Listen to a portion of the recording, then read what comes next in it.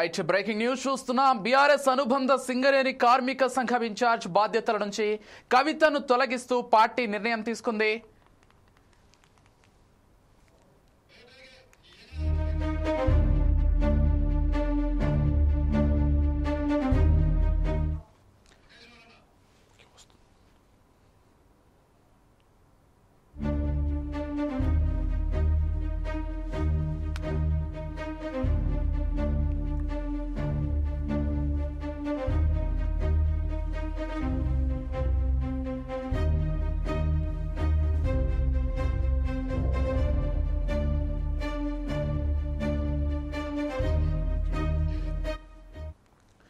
BRS అనుబంధ సింగరేణి కార్మిక సంఘం ఇన్ఛార్జ్ బాధ్యతల నుంచి కవితను తొలగిస్తూ పార్టీ నిర్ణయం తీసుకుంది. ఈ మేరకు టీజీబీకేఎస్ వ్యవహారాల ఇన్ఛార్జ్గా మాజీ మంత్రి కొప్పుల ఈశ్వర్కు కేటీఆర్ బాధ్యతలు అప్పగించారు. ఇప్పటి వరకు టీజీబీజేకేఎస్ కల్వకుంట్ల కవిత గౌరవ అధ్యక్షురాలిగా ఉన్నారు. తెలంగాణ భవన్లో బుధవారం కేటీఆర్ తెలంగాణ బొగ్గుగని కార్మిక సంఘం నేతలతో సమావేశమయ్యారు. ఈ సందర్భంగా పలు అంశాలపై ఆయన చర్చించారు. తెలంగాణ బొగ్గుగని కార్మిక సంఘం బీఆర్ఎస్ పార్టీకి అనుబంధంగా అనేక కార్యక్రమాలను చేపట్టాలని సమావేశంలో నిర్ణయించారు. ఈ దిశగా సింగరేణి ప్రాంతంలో ఉన్న పార్టీ ఎమ్మెల్యేలు, ఇన్ఛార్జీలు, మాజీ మంత్రులతో సమన్వయం చేసుకోవాలని కేటీఆర్ దిశానిర్దేశం చేశారు. తెలంగాణ బొగ్గుగని కార్మిక సంఘం కోసం పార్టీ తరఫున ఇన్ఛార్జిగా ఇకపై బొగ్గుగని కార్మిక సంఘం వ్యవస్థాపక సభ్యులు మాజీ మంత్రి కొప్పుల ఈశ్వర్ వ్యవహరిస్తారని ప్రకటించారు. కొప్పుల ఈశ్వర్ ఆధ్వర్యంలో తెలంగాణ బొగ్గుగని కార్మిక సంఘం కార్యకలాపాలను పార్టీ తరఫున ముందుకు తీసుకుపోవాలని, సింగరేణి సమస్యలపై మరింత పెద్ద ఎత్తున పోరాటం చేయాలని ఈ సమావేశంలో నిర్ణయించినట్లు తెలుస్తోంది.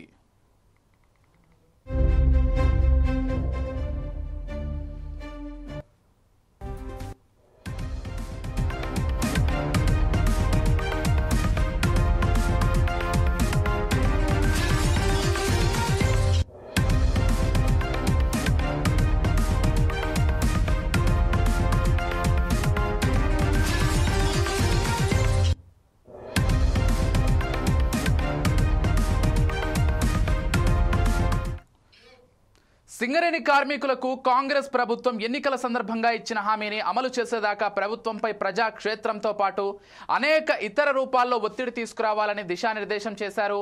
10 సంవత్సరాల బీఆర్ఎస్ ప్రభుత్వ హయాంలో సింగరేణి కార్మికుల కోసం, సింగరేణి సంస్థ కోసం చేసిన అనేక సంక్షేమ అభివృద్ధి కార్యక్రమాలను విస్తృతంగా కార్మికుల్లోకి తీసుకుపోవాలని కేటీఆర్ సూచించారు. 10 సంవత్సరాల కాలంలో సింగరేణితో పాటు ప్రభుత్వ రంగ సంస్థలను కాపాడాలన్న ఏకైక లక్ష్యంతో కేసీఆర్ పనిచేశారని తెలిపారు. కేవలం రాష్ట్రంలో ఉన్న ప్రభుత్వ రంగ సంస్థలను కాపాడుకోవడం మాత్రమే కాకుండా దేశవ్యాప్తంగా ప్రభుత్వ రంగ సంస్థల ప్రైవేటీకరణలను బీఆర్ఎస్ తీవ్రంగా వ్యతిరేకించిందని చెప్పారు. కాంగ్రెస్ పార్టీ అన్ని వర్గాలకు అడ్డగోలుగా అమలు చేయడానికి వీలు కాని హామీలు ఇచ్చిన తీరుగానే సింగరేణికి కూడా మోసం చేసిందని, ఈ అంశాలను కార్మికుల దృష్టికి తీసుకుపోవాలని నిర్ణయించినట్లు పేర్కొన్నారు. ఇక సింగరేణి గనుల ప్రైవేటీకరణ కోసం బీజేపీతో కలిసి కాంగ్రెస్ పార్టీ చేస్తున్న కుట్రలపై గళమెత్తాలని తెలిపారు. త్వరలోనే సింగరేణి ప్రాంతంలో బొగ్గుగని కార్మిక సంఘం ఆధ్వర్యంలో విస్తృత స్థాయి సమావేశం ఉంటుందని కేటీఆర్ వెల్లడించారు. ఈ నేపథ్యంలో కవిత తొలగింపు అంశం రాష్ట్ర వ్యాప్తంగా చర్చనీయాంశంగా మారింది. ఇక ఇదే అంశానికి సంబంధించి మరింత సమాచారం అంచడానికి మా ప్రతినిధి లెనిన్ ఫోన్ ద్వారా సిద్ధంగా ఉన్నారు.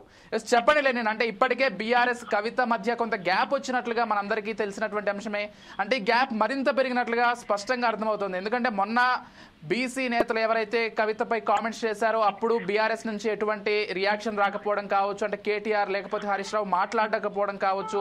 ఇప్పుడు తాజాగా బొగ్గు గనుల ఒక శాఖకు సంబంధించి కవితను తొలగించి కొప్పుల ఈశ్వర్కి ఆ బాధ్యతలు కట్టబెట్టడం ఎలా చూడాలి లెనిన్? ఏం జరుగుతోంది మొత్తంగా బీఆర్ఎస్ లో, అదేవిధంగా కవితతోటి ఈ అంశాలకు సంబంధించి పూర్తి అప్డేట్స్ ఏంటి లెనిన్?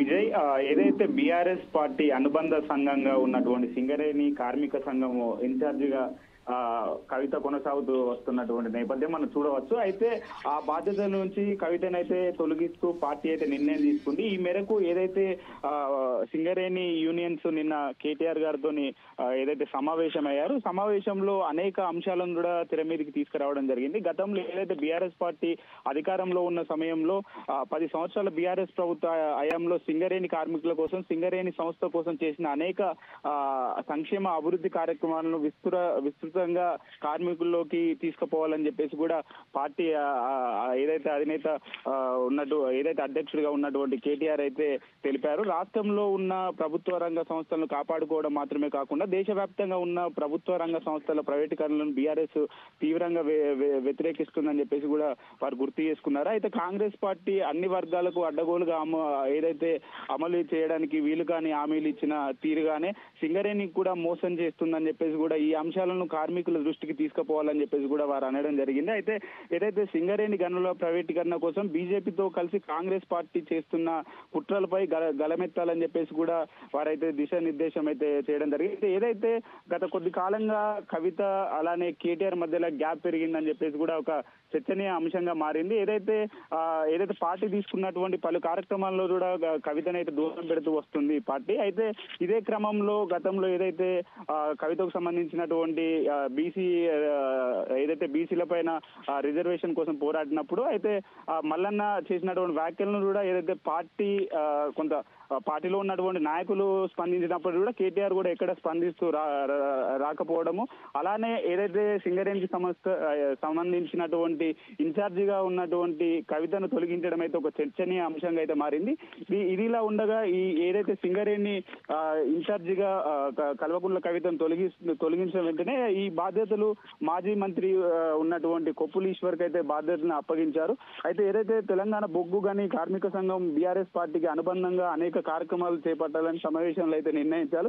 ఈ దిశగా సింగరేణి ప్రాంతంలో ఉన్న పార్టీ ఎమ్మెల్యేలు ఇన్ఛార్జీలు మాజీ మంత్రులతో సమన్వయం చేసుకోవాలని చెప్పేసి కూడా కేటీఆర్ అయితే దిశానిర్దేశం అయితే చేశారు. ఏదైతే తెలంగాణ బొగ్గు గని కార్మిక సంఘం కోసం పార్టీ తరఫున ఇన్ఛార్జిగా ఇకపై ఏదైతే బొగ్గు గని కార్మిక సంఘం వ్యవస్థాపక సభ్యులు మాజీ మంత్రి కొప్పుల ఈశ్వర్ వ్యవహరిస్తారని చెప్పేసి కూడా కేటీఆర్ ప్రకటించడం జరిగింది. ఏదైతే కొప్పుల ఈశ్వర్ ఆధ్వర్యంలోనే తెలంగాణ బొగ్గు గని కార్మిక సంఘం కార్యక్రమాలను పార్టీ తరఫున ముందుకు తీసుకుపోవాలని చెప్పేసి కూడా అలానే సింగరేణి సమస్యలపైన మరింత పెద్ద ఎత్తున పోరాటం చేయాలని ఈ సమావేశంలో అయితే నిర్ణయించినట్లయితే తెలుస్తుంది. ఏదైతే కవితను తీసేయడం పైన ఒక రాజకీయ వర్గాల్లో ఒక చర్చనీయ అంశంగా అయితే మారింది.